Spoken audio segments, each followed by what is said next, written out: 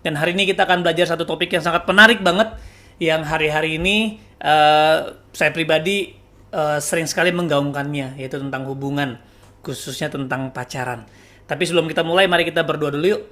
Tuhan Yesus, dalam nama Yesus, biar firman-Mu kami terima hari ini. Roh Kudus bicaralah, ajar kami supaya hati kami mengerti. Terima kasih Bapa, di dalam nama Tuhan Yesus kami berdoa. Amin. Hari ini saya beri judul PDKT, atau pastikan dia kehendak Tuhan. Kenapa? Seringkali ketika kita lagi PDKT ataupun kita lagi mau naksir sama seseorang, atau dalam proses kita mencari pasangan hidup, kita mempertanyakan apakah dia dari Tuhan atau tidak. Tentu, ya, sebuah hal yang penting untuk kita bisa menemukan orang-orang yang memang sesuai dengan kehendak Tuhan, sesuai dengan kriteria yang baik, dan itu pasti yang diidam-idamkan semua orang. Contoh, fisik. Pasti kita pengen yang kita suka. Ada orang yang punya tipe senang pasangan yang berbadan berotot, berbadan kekar, atau berbadan besar, berbadan kurus, tinggi, pendek, rambut panjang, rambut pirang, mata belok, mata sipit. Semua kita punya namanya kriteria atas pasangan idaman. Atau mungkin status, kita pengen dengan orang yang sudah bekerja, dengan orang yang punya prestasi, dengan orang yang mungkin lahir dari keluarga yang mungkin utuh. Mungkin kita pengen anak-anak atau orang-orang yang memiliki status yang terpandang dan sebagainya. Atau mungkin kita pengen yang berkarakter. Ya, ini hal yang penting pasti kan. Kita pasti pengen orang-orang yang bertanggung jawab, orang-orang yang memiliki kesabaran, atau bahkan kemampuan-kemampuan.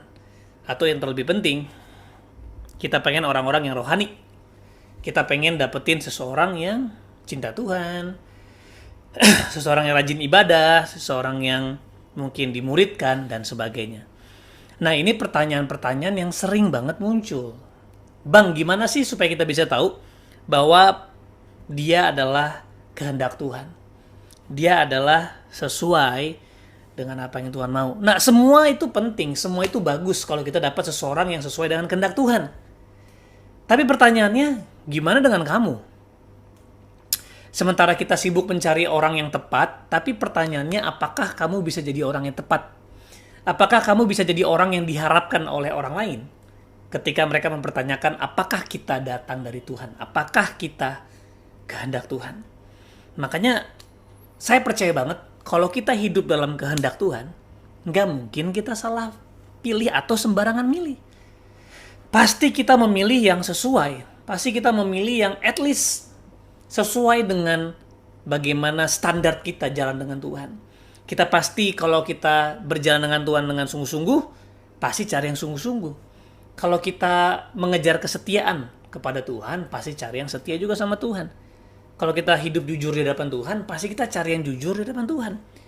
Tapi seringkali kita mencari orang yang hebat, yang luar biasa, sungguh-sungguh, tapi kitanya nggak sungguh-sungguh. Sama aja bohong. Ini yang namanya percuma. Makanya teman-teman, justru yang harus dipastikan adalah kita. Apakah kita hidup dengan kehendak Tuhan? Apakah kita sudah siap? Apakah kita benar-benar mengerti bagaimana kita berjalan dengan cinta Tuhan yang sesungguhnya? Nah, makanya hari ini kita bukan belajar gimana menentukan pasangan ideal, gimana menentukan pasangan hidup yang berkenan sama Tuhan. Tetapi justru bagaimana supaya kita bisa hidup dalam kehendak Tuhan, khususnya dalam area percintaan. Nah, sebelum kita masuk dalam kehendak Tuhan, kita masuk yang lebih esensi, bukan lebih esensi. Kita masuk kepada hal yang esensi tentang hubungan. Apa sih dasar hubungan? Cinta.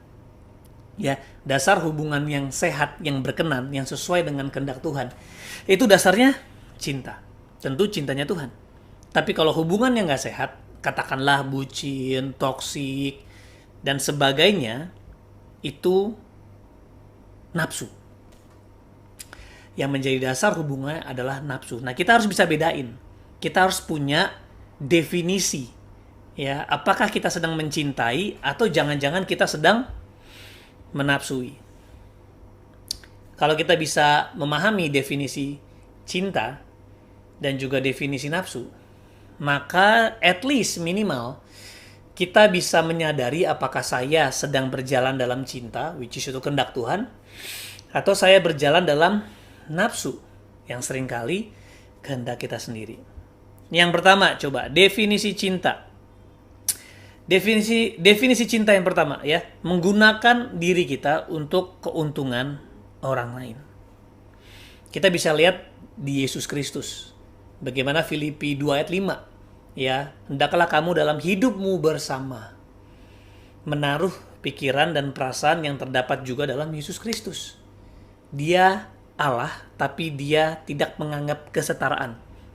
Dia mengosongkan diri, mengambil rupa seorang hamba. Demi siapa? Demi menyelamatkan kita. Makanya dia bilang, God is love, and Jesus is God. God is love, love is Jesus. Kalau mau kita tahu bentuk cinta yang sesungguhnya, ya lihat aja bagaimana Yesus hidup. Yesus dalam Yohanes 5 mengatakan, tidak ada kasih yang lebih besar daripada kasih seorang sahabat yang mengorbankan nyawanya untuk sahabatnya. Saya percaya pacar, Alkitab nggak pernah mencatat soal pacar. Tapi bolehlah kalau hari ini saya mencoba untuk mendefinisikan pacar. Pacar adalah best friend. Dari semua teman, dia yang paling the best. Ya, artinya teman pewaris kasih karunia Alkitab bilang. Teman hidup. Berarti kan best friend. Nah, Alkitab bilang di Yohanes, tidak ada kasih yang lebih besar daripada kasih seorang sahabat yang mengorbankan nyawanya. Nah, jadi cinta itu berkorban. Menggunakan diri kita untuk keuntungan orang lain. Makanya bisa berkorban. Tapi kalau nafsu, dia menggunakan orang lain. Dengan kata lain, mengorbankan orang lain untuk keuntungan kita. Nah, ini nafsu. Teman-teman di mana? Ketika kamu mulai suka sama orang, apalagi udah mulai berhubungan pacaran, dan yang terjadi seringkali, ya saya mengingat beberapa tahun lalu ketika saya pacaran, saya menggunakan orang lain untuk kepentingan saya. Ya, pakai nama cinta, alasannya inilah, bisa memberikan kata-kata romantis, perhatian seperti itu, tapi ujungnya adalah untuk saya. Ternyata saya bukan sedang mencintai, ternyata sedang menafsui. Yang kedua, definisi cinta adalah menghargai, menjaga, dan melindungi. Sedangkan definisi nafsu adalah merusak. Kita tahu bahwa seks terjadi di luar pernikahan. Orang bilang itu cinta, kayak I love you, tapi malamnya ditidurin. I love you, nggak tunggu malam, siang udah ditidurin, ya kan? Ya, dan kita bilang love, I love you, dan rasanya seperti love. No, itu bukan love. Love itu justru menghargai, menjagai, dan melindungi. Kalau saya mengasihi seseorang, saya akan menghargai tubuhnya sebagai ciptaan Tuhan, menjaga, melindungi dari saya. Tapi kalau nafsu merusak, gua nggak peduli. Pokoknya atas nama cinta, gua akan gunakan dia untuk kepuasan nafsu saya. Nah, itu nafsu, teman-teman. Ya, yang ketiga, definisi cinta itu adalah giving. Tapi kalau nafsu, taking, mengambil. Cinta memberi, nafsu mengambil. Lihat, Yesus ngapain? Yesus mengambilkah? Enggak, dia memberi hidup.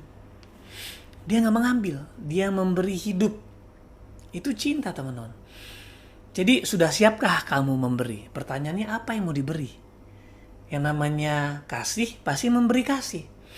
Tapi seringkali kita berusaha untuk pacaran dan I love you. Pertanyaannya, do you have love? Apakah kamu punya kasih? Kasih datangnya dari siapa? Dari Tuhan. Alkitab bilang 1 Yohanes 4, inilah kasih itu. Bukan kamu yang mengasihi aku, tapi aku yang mengasihi kamu. Jadi kalau kita ngomongin kasih, kita hanya bisa mengasihi sebesar kita telah dikasihi. Makanya banyak orang memberi cinta tanpa punya cinta. Ternyata bukan cinta yang dikasih. Sekedar perasaan asmara, bergelora. Orang bilang jatuh cinta. Makanya sebenarnya ketika kita ingin membangun hubungan pacaran, bukan karena jatuh cinta, tapi karena sudah bertumbuh dalam cinta. Karena saya sudah bertumbuh dalam cinta, akhirnya saya memahami cinta, saya mengalami cinta, saya tinggal dalam cinta, cintanya Tuhan, dan saya bisa memberikan cinta yang berkorban, cinta yang menjaga, cinta yang melindungi, bukan cinta yang mengambil, merusak, dan mengorbankan orang lain. Nah, yang terakhir, definisi cinta adalah cinta itu God-centered, sedangkan nafsu self-centered. Jadi cinta itu berpusat kepada Tuhan. Nafsu berpusat kepada diri sendiri. Nah, teman-teman sudah bisa bedakan. Ini kalau ngomongin pacaran kan pasti kan love ya nggak sih? Kan sering kan I love you, aku sayang kamu. Pertanyaannya, kamu tahu nggak sih sebenarnya love itu apa? Sebelum kita menjalani, sebelum naik mobil, lu harus ngerti dulu nyetir mobil gimana.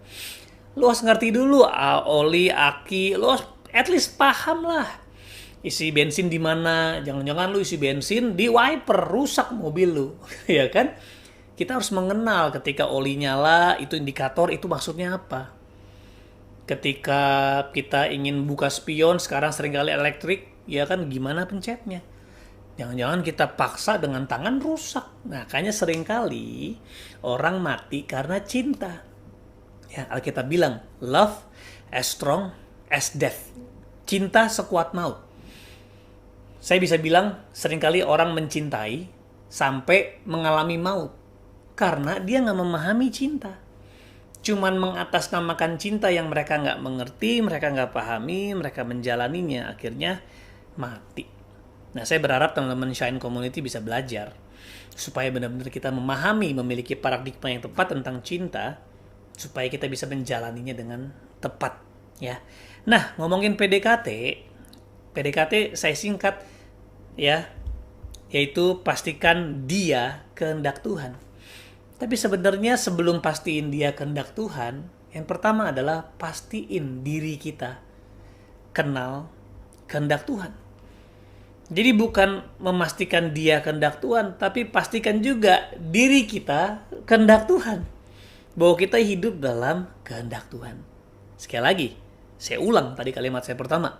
Kalau kita sudah hidup dalam kehendak Tuhan, gak mungkin salah pilih atau gak mungkin sembarangan lah, at least. Kita buka di Efesus 5 ayat 15.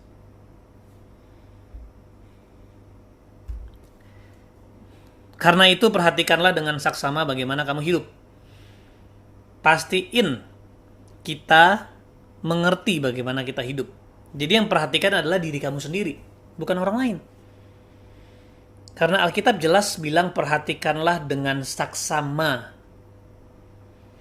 bagaimana kamu hidup.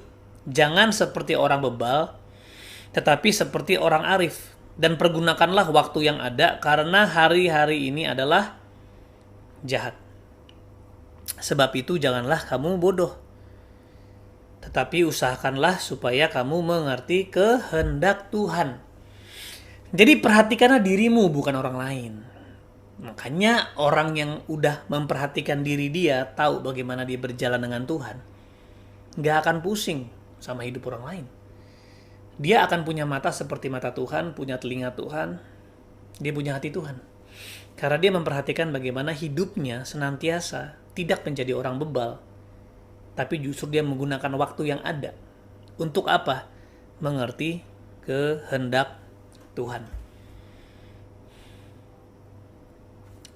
Ya, dia bilang jangan kamu bodoh, pergunakan waktu yang ada. Jadi teman-teman, mungkin teman-teman sekarang belum punya kedewasaan. Mungkin kalian belum punya pemikiran yang sedemikian rupa mengenal kehendak Tuhan. Mungkin kamu belum punya sesuatu yang kamu inginkan. Kamu belum punya pencapaian, belum punya prestasi, belum punya mungkin kerohanian yang dewasa. But you have time. Mungkin kamu belum punya pacar, but you have time. Mungkin kamu belum mencapai sesuatu yang luar biasa, you have time. Kita punya waktu. Pertanyaannya, kamu gunakan waktu buat apa? Kalau orang bodoh, dia akan menggunakan waktu untuk hal yang sia-sia. Tapi kalau orang bijak, dia menggunakan waktu yang ada untuk mengerti kehendak Tuhan. Nah teman-teman, itu kenapa perlu sekali untuk kita bisa memahami kehendak Tuhan. Dan ini yang membuat kita akhirnya hidup dalam rancangan-rancangan Tuhan. Dan gak mungkin kita salah pilih. Nah Alkitab bilang jangan kamu bodoh. Nah orang-orang yang gak mengerti atau orang-orang yang gak menggunakan waktu yang ada untuk membangun pengenalan akan kehendak Tuhan pasti jadi bodoh. Nah orang yang bodoh akan terjebak kepada dua hal yang paling sering. Yang saya sering temui, orang-orang yang akhirnya menjadi bodoh karena ketipu sama dua hal ini. Yang pertama, fenomena mabuk kepayang. Yang kedua, fenomena mencari belahan jiwa. Makanya sering orang jadi kepincut, terjebak, jatuh jadi bucin, toksik, tinggalin banyak hal. Yang pertama, mabuk kepayang. Karena diliputi oleh perasaan kekaguman, jatuh cinta, asmara, sehingga chemical in the body itu menguasai seluruh hidupnya. Teman-teman sadar nggak bahwa manusia itu dikendalikan oleh emosi? Ya, riset menunjukkan bahwa manusia itu bukan menggunakan logika. Manusia itu semua menggunakan feeling. Orang-orang yang mengatakan mereka adalah orang-orang berlogika, sesungguhnya mereka hanya melogikakan perasaannya. Tentu mencakup kepada perasaan. Nah, kalau orang nggak bisa mengendalikan perasaannya, makanya sering sekali mabuk kepayang, jatuh cinta, PHP, GR, akhirnya melangkah, aduh sakit hati. Ini yang paling penting teman-teman harus sadari. Don't trust your heart. Trust the word of God. Jangan percaya hatimu. Karena kalau hatimu itu membatu, Alkitab bilang, Yeremia 17, licik, sudah membatu, siapakah yang dapat mengetahuinya? Hati kita itu kayak spons, menyerap drama Korea, menyerap film-film horor, menyerap pertengkaran orang tua, menyerap situasi di kiri kanan, sehingga perasaan kita akan jadinya rusak. Nah bayangin, hati kita itu kalau nggak ada firman Tuhan, maka hati kita akan memiliki kecenderungan untuk mengikuti kemauan-kemauan yang ada. Sedangkan Alkitab mengajarkan kita untuk menjaga hati kita. Ya, dan tidak pernah Alkitab mengatakan trust your heart. Alkitab mengatakan percayalah Tuhan. Percayalah firman Tuhan. Ya, teman-teman, maka coba kita buka di Mazmur 119 ayat 9 sampai 11.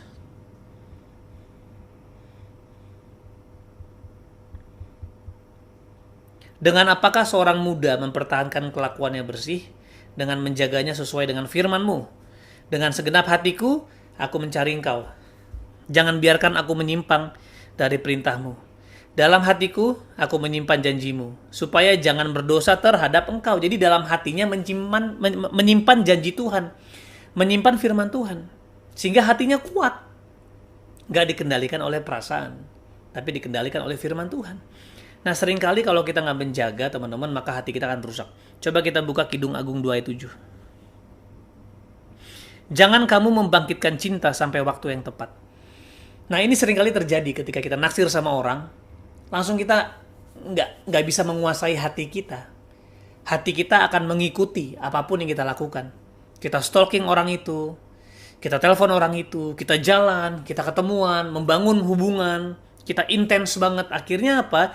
Cinta yang belum tepat, artinya waktu yang belum tepat, waktu yang belum siap. Kita belum siap mengenal cinta, belum siap dewasa, hati kita belum dewasa. Alkitab bilang hatinya, perasaannya masih tumpul, belum tajam.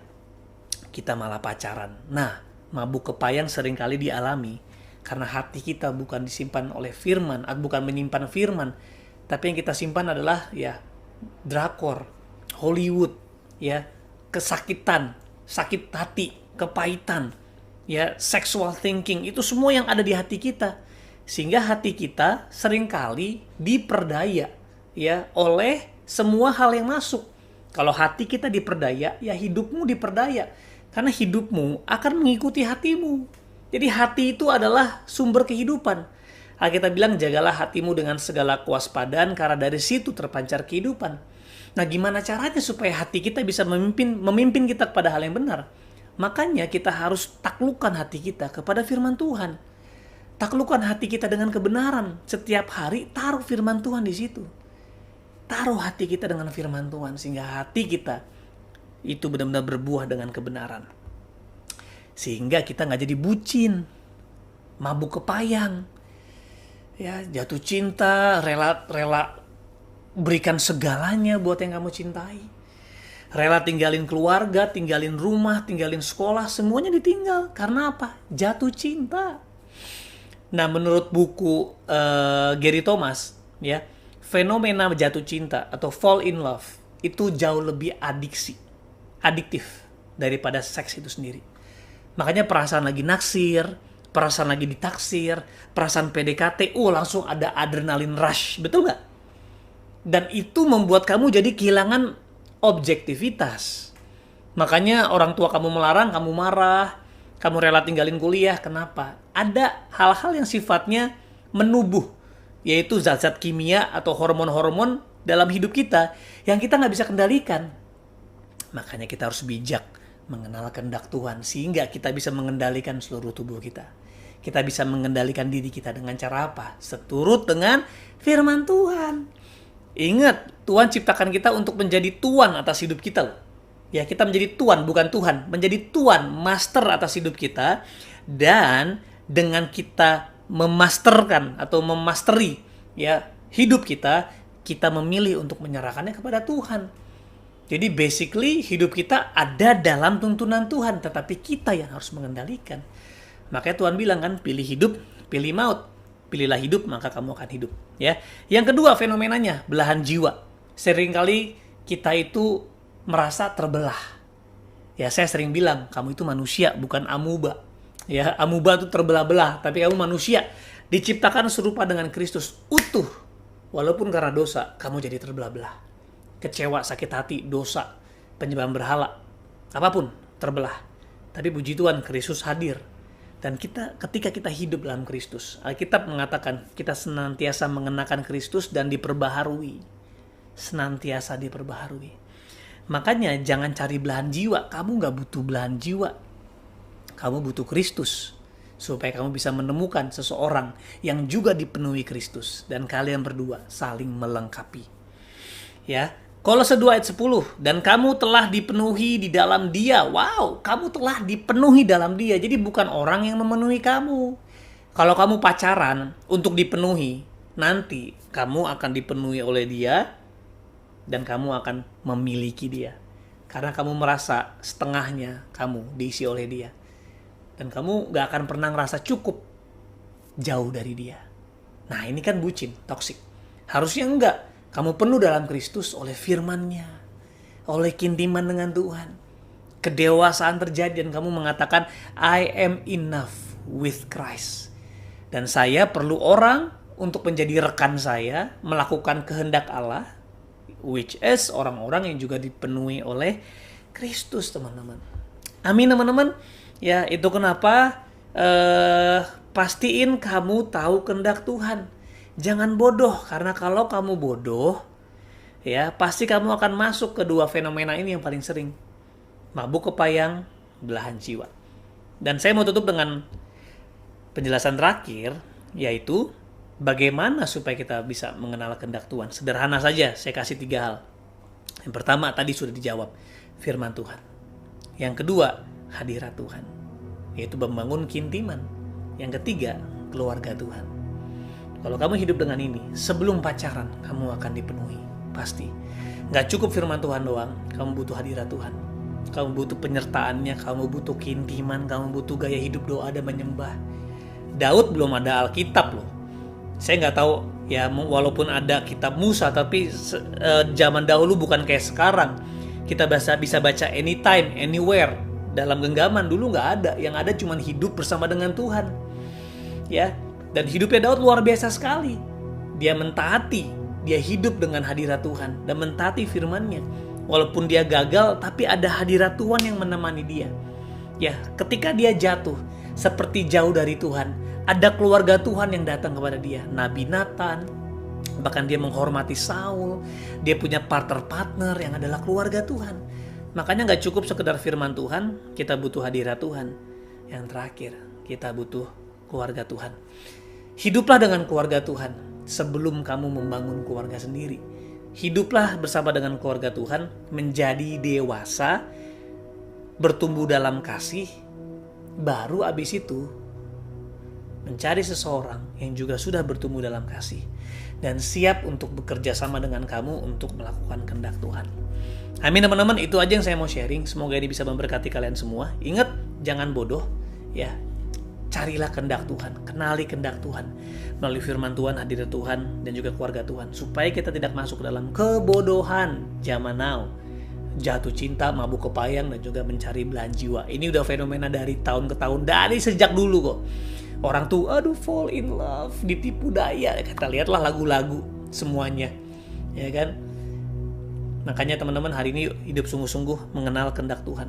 Kalau kamu mengenal kehendak Tuhan, kamu gak mungkin pilih sembarangan. Amin. Kita berdoa yuk. Tuhan Yesus, terima kasih hari ini aku memberkati teman-teman dari Shine Community. Biar melalui pemberitaan firman hari ini kami dikuatkan untuk sungguh-sungguh hidup sama Tuhan.